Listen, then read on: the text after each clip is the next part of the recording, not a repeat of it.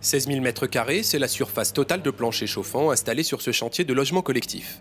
Un chantier qui demande d'abord organisation et coordination entre l'entreprise générale, le chauffagiste et le chapiste. Sur le principe, l'entreprise générale qui gère le chantier et qui est aussi notre client s'occupe de gérer et notre intervention et l'intervention du chapiste derrière. Donc là on a une coordination qui est très forte avec le chauffagiste parce que derrière ça nous permet d'avoir des cadences qui soient suffisantes et correctes par rapport à la rapidité de mise en œuvre de nos produits. Au plan technique, c'est du classique, mais cela n'empêche pas de se préoccuper du confort des occupants. Sur le plan technique, il y a plusieurs petites touches que l'on apporte. On met en sortie de nourrice des fourreaux de gaine pour éviter une trop grosse chaleur.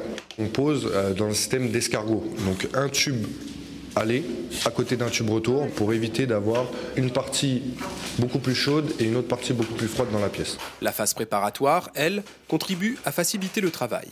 Une fois l'isolation terminée, on trace le passage de nos tuyaux, ce qui nous donne un gain de temps énorme sur la pose directement derrière des tuyaux PER.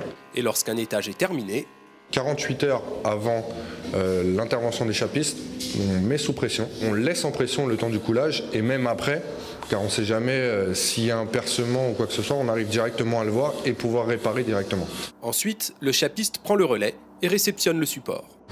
Dans les réceptions de support, on va contrôler justement ensemble, conjointement, tout ce qui est mise en place des bandes périphériques, mise en place d'isolants, et tout ce qui est trou potentiel qui pourrait risquer que le produit puisse s'infiltrer. Car l'entrepreneur met en œuvre ici une chape fluide innovante à base de sulfate de calcium, laquelle renforce les propriétés de l'ensemble. Ici, on a une chape qui a une conductivité 2 fois plus importante qu'une chape traditionnelle. C'est la particularité de ce produit. Maintenant, l'autre particularité, c'est un enrobage qui est parfait, qui permet finalement une transmission de la chaleur entre le tuyau et la chape sans air. Ce produit a très peu de retrait, c'est 10 fois moins de retrait qu'une chape traditionnelle, ce qui va nous permettre d'avoir une absence de joint de fractionnement au niveau des angles saillants et des passages de porte. Et qui dit produit innovant, dit contrôle de la qualité. L'objectif, c'est que le produit arrive avec une fluidité parfaite, pour éviter d'être obligé de homogénéiser le produit, rajouter de l'eau avec des risques. Parce que quand on rajoute de l'eau, le risque c'est qu'on en mette trop. Donc dans ces cas-là, on renvoie le camion. Vous retrouverez les détails de ce chantier et les devis associés dans le numéro de février de l'Entrepreneur.